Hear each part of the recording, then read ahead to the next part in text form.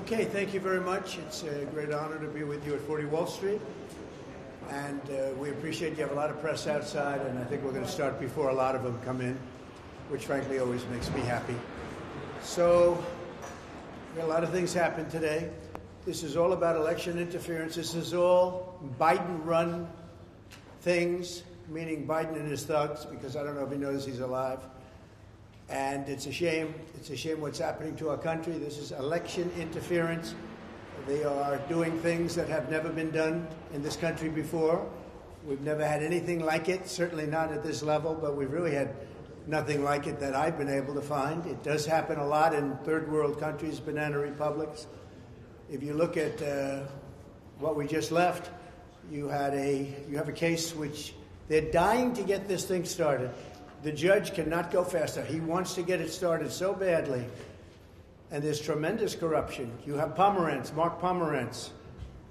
He was Hillary Clinton's lawyer, or Democrat National Committee's lawyer. He worked in Paul Weiss. He walked in and he took over the district attorney's office. Nobody's ever seen anything like that, to prosecute Trump. And then they wouldn't do what he wanted to do, and he goes out and he writes a book. Long before any decisions were made, he writes a book about it.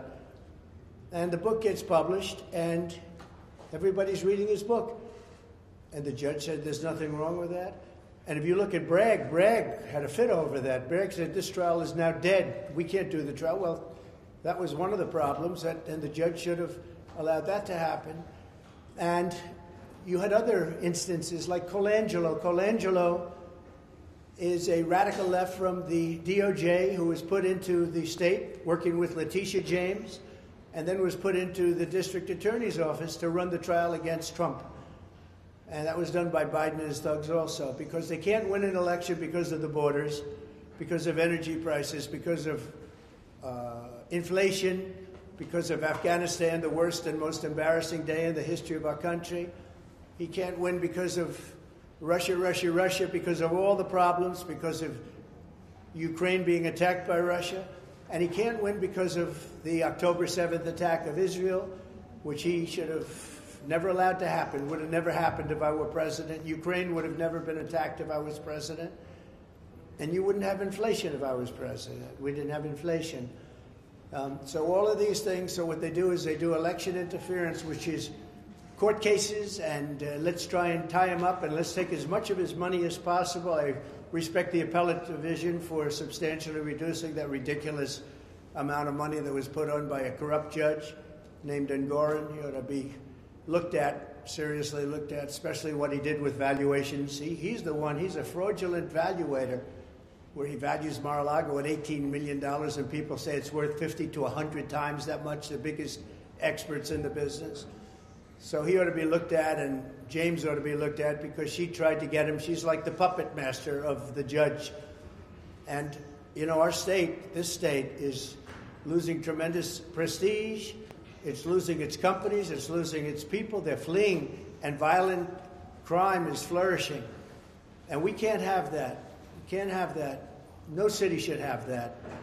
And it's happening in other cities, but not with the lawfare. The lawfare that they're doing is incredible. So they could have done this in the case of the trial that we just left, one of the many that are going. Every single one of them is run by Biden and his thugs.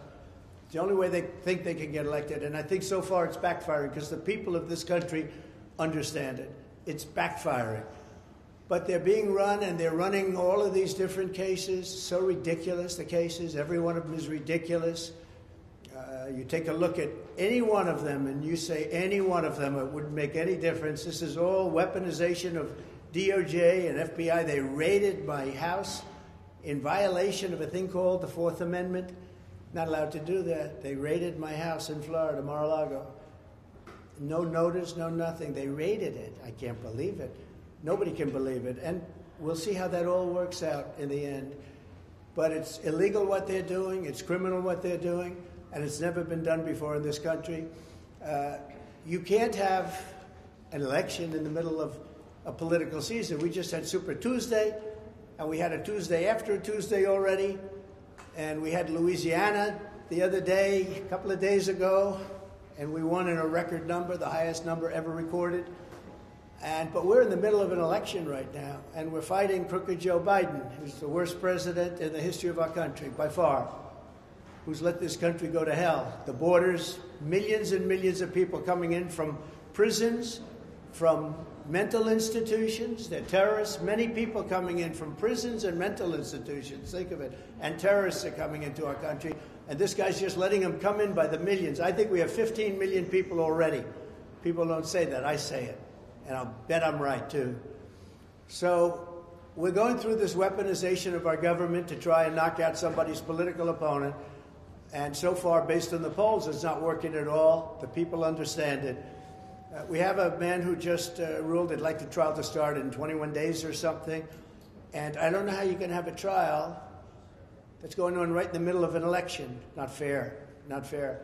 It's not fair at all. He knows that, too. He's a Democrat judge. He wants to do that because they're all trying to damage Trump as much as possible. It's having the reverse effect, but maybe someday it won't. I don't know. But it's having the reverse effect. It's a terrible, terrible precedent, a terrible thing to do. They could have started this when I left office. You could have gone back 3 years, more than that. When I left office, all of these things could have been started so we wouldn't be quibbling over starting this week or that week or 2 days or 3 days. It wouldn't have mattered. This thing would have been over 2 years ago. They could have started. They should have never started because there's no case. If you read Andy McCarthy's piece, if you read Jonathan Turley's piece, if you read legal scholars all over the world, they say this DA case is a hoax and it's something that shouldn't have. It's not even a crime. They say there's no crime, and there is no crime. So I just say it's a sad day for this country when you have something like this. And remember the words, should have been started 3 years ago if they were going to start it at all. And then you wouldn't be quibbling over what week it's going to, days. They're quibbling over days and hours. They wouldn't be quibbling at all. They never started it. And you know why they didn't start it? Because they didn't know I'd be running. And they didn't know how well I'd do. And if I were not running, or if I were doing poorly like everyone else has done, because they're all gone, they're all knocked out except for crooked Joe Biden, if I were doing poorly, this wouldn't be happening. None of these trials would have been happening. If I wasn't running, they wouldn't be happening. So it's a sad day in our country in many respects. But the good day is that the appellate division was fair. It's a lot of money still, but the judge is corrupt, in my opinion. He's the most overturned judge. He's been overturned 5 times in this case alone. He ruled against me before he even knew anything about the case. He ruled against me. The whole case was all about damages, and there were no damages. And perhaps you'll get him to tell you about what took place in terms of a settlement negotiation, because those weren't the numbers he was discussing. Those weren't the numbers. It's a disgrace what's happening in our country. And we have to get our country back, and we're going to get our country back. That's what's going to happen. November 5th, I believe, will be the most important day in the history of our country. We'll get these people out of there, and we'll seal up the borders, and we'll, as I say, drill, baby, drill. We'll be drilling. We'll get energy costs down. We'll get rid of the ridiculous electric car mandate, so nobody's ever heard of anything so foolish and so stupid. And we'll bring crime back to law and order. We're going to get those words law and order back because our cities are a disaster. Greatly respect the decision of the appellate division, and we will abide by that. We'll put up cash or bond very quickly, securities, cash or bond, whatever it is. We'll put it up very quickly, and we'll win the case. Todd, maybe I'll have Todd say a couple of words, and then I'll have any questions or anything you want to ask, okay?